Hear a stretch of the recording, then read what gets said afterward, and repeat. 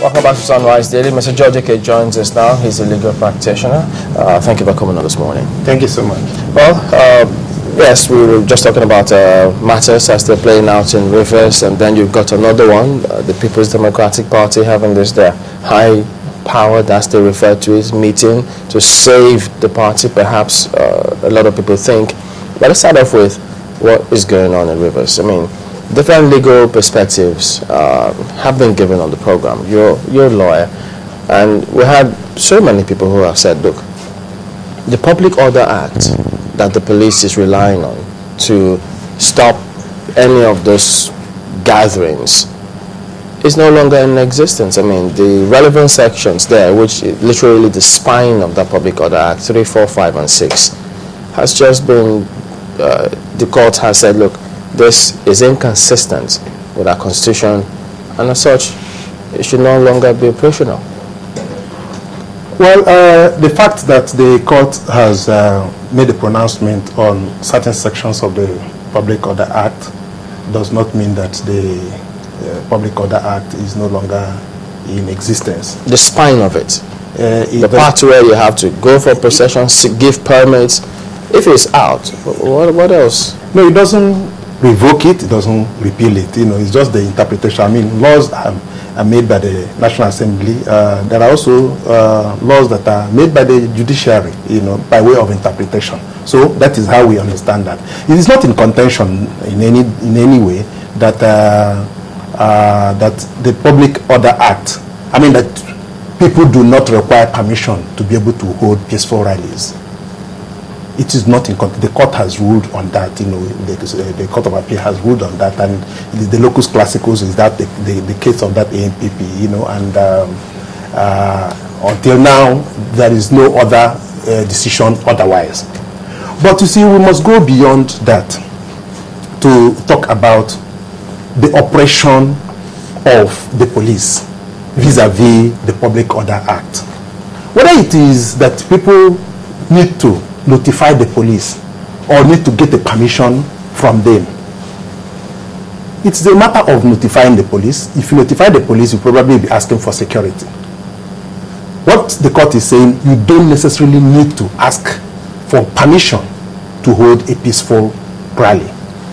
In any case, the part of the Constitution that guarantees that Section 40 talks about peaceful assembly, it qualifies it, that the assembly must be peaceful. So it behoves on the police, by their own judgment, to be able to determine whether this assembly is indeed peaceful. And like I keep saying, it is good enough to talk about what your rights, I mean, what the Constitution guarantees you as your rights. The whole of Chapter 4 of our Constitution, which talks about your right to life, right to peaceful assembly, right to own property, right to free liberty, freedom of movement. It is also derogated by Section 45, which tells you that these rights are subject to the interest of public order, public good, public health. In other words, there is no right that is indeterminate, not even your right to life. If you commit murder and you are convicted by a court of competent jurisdiction, you lose your right to life. Because I am trying to exercise my right to freedom of movement, I cannot wander into Sulai's bedroom, for instance, and Sulai probably wakes up while probably trying to read the newspaper. I say, who is that? I say, it is me. Say, what is your business here? I say, I'm exercising my right to freedom of movement. Okay, let's. What we are saying, there is always a limit to any right that you say you have. Right. But now let us look at specifically what the police have done in that regard. Yeah. First and foremost, the police, I noticed that the police commissioner accused you of bias yesterday. I think was it yesterday or 2 days ago? 2 days ago. 2 days ago. You know. We're still expecting him on the program. If we have time, we'll talk about it. He was right, and he was also wrong. How was he right? He was right to the extent that, I mean, if you look at the report, that report talked about how the police further unleashed mayhem on those what's the name of those who save Rivers people. And he ended that report by saying that it is now clear that the police appears to have a stake in the political rift that is happening in the oil rich state. If you go back through you see all of that. That was a respondent saying it. No, that was a report in channels. Even though it is the opinion, for me, the content analysis of that report is that this is the opinion of this reporter. There are two parts of that entire report, but go ahead. This is the opinion of this reporter. But you see, anybody who listens to it, says, Channel also said that the police now has a stake in the political rift in Rivers State. So, the police commissioner was right.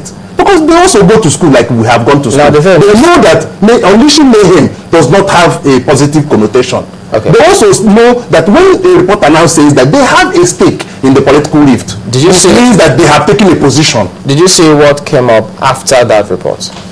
I don't know which area you want to refer me to. Okay, now let's look at it in that context, because there's so many things that happen when they see a report. Okay, since I've just talked about where they were right, I'll also tell you where they are wrong so that you can take it together. The police commissioner also was wrong in the sense that the same Channels Television, or at least the same medium that he had accused of bias, is the medium that stopped an interview halfway to be able to give him audience, to explain his own part to the nation, give him a national platform for him to say his own bit. So that Channels Television or that medium cannot possibly be biased if they are capable of asking him to say his own bit to the nation. So he forgot that while he was accusing you of bias. So that's why I say he's right and he's wrong. I will say that he was wrong in both cases, because if you saw, there's so many things that happened in that report, and how that report came together. But let's not go into it's clear we let the viewers understand what actually happened, because if he might have made the statement innocently, but that's why we say he's wrong, because Channels was actually at that venue. We were at the first venue, we were at the second venue, and we know what happened to our reporters and their equipment, and we didn't even bring that up in the second instance. And secondly, now if you saw the report, and so many people who spoke in that report, but after that report was his own interview, which went for almost 2 minutes. Yeah. And then he says you're biased. Okay, let's take this. So that is completely wrong. Let's take this discussion. Let's go from what happened. No, from the little we're able to get from him. Let's take it from the little we're able to get from him. With respect to what happened. Yeah, with respect to what happened. Because we have listened to the politicians with regard to what he did, and he's being vilified, as it were. And the man has been able to put in some 2 minutes denial, or at least opinion, with regard to what happened. Yes, the police suffers a crisis of integrity. It suffers a crisis of integrity deficit, as it were. The politicians don't suffer any less. So, in other words, once the politicians have spoken and the police have spoken, they appear to be in the same crisis of integrity deficit. So, let us attack the same probative value to all they have said. The police said, at least the CP said, that when he arrived Rivers, that the governor called him in and said, you know, this, what your bosses are saying in Abuja, let's come and do the work the way we want to do it here. When they tell you, come, let's talk about it here. And one of the things the man pointed out is that when he arrived Rivers State, that all the commissioners all had 4 anti-terrorists. He classified them as anti-terrorist police. 4 of them, 2 commissioners. You know, when he said that, it reminded me of what the IG himself said about when he came in newly with regard to VIP protection. That half of the police people were all running around VIPs and politicians and all of that. And he wanted to reduce it. And here is his assistant in Rivers State doing what his boss said. And that is the good policy. You know what it reminded me? About a year and a half ago, I buried my father. And I was busy serving most of the dignitaries that came. But when they brought in the video coverage and photographs, I noticed that the person who was allocated the function of entertaining the security people who came with the VIPs kept them in a particular area where he needed to entertain them. And I noticed that I had not less than 68, by my count on those pictures, not less than 68 mobile police people, uniform stacked and all of that, that followed VIPs that attended the burial. And I was concerned. I said, if this number of people are following VIPs around, how many people are in the streets protecting Nigerians? An extension of it is this 4 mobile police people to every commission. And the man says, sorry, you can't have that much. Okay. Let me and he withdraws them. Almost immediately he runs into trouble with them. I'm trying to tell you how the genesis of this problem, at least by his own account. Okay. Notwithstanding the genesis, but concerning what you said about the right of people to, how Section 40 talks about peaceful assembly, and the police has to determine and ensure that the assembly is indeed peaceful. Good. Now, with respect to what happened in Rivers, where tear gas eventually came up and people had to scamper for safety, at what point does the police have to move in and ensure that an assembly is peaceful? Especially how, from what we see or saw in Rivers. Assembly, if the police, for instance, if the CP, for instance, like it's been said now, you know, in the public space, at least if you columnists have said so, the police had information that the rival party was going to attack these other group of people that were assembling in that College of Arts and Science. Right.